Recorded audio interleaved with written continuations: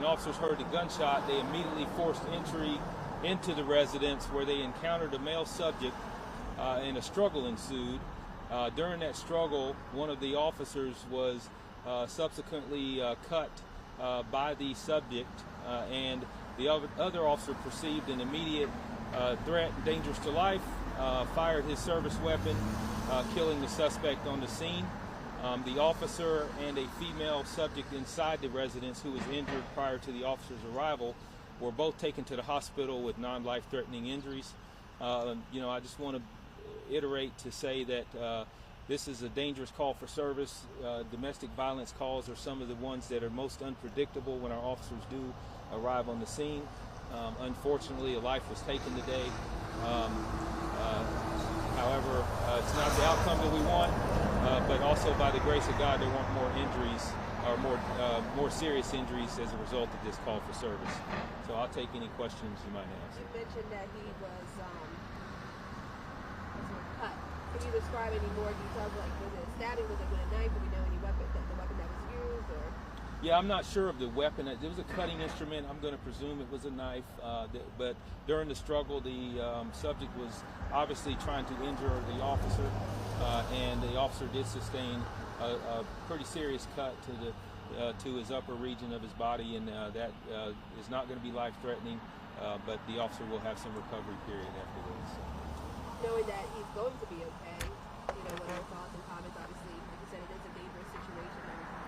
Yeah, it is a dangerous situation, and it's even more when you look at how close this could have been even worse, and that's a scary thought as well.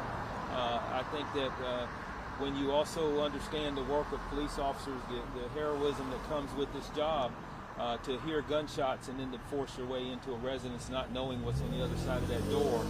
But the officers knew they had a duty to protect and serve, and that's what they did.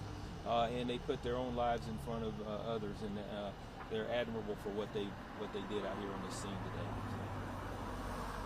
Any information in regards to the victim?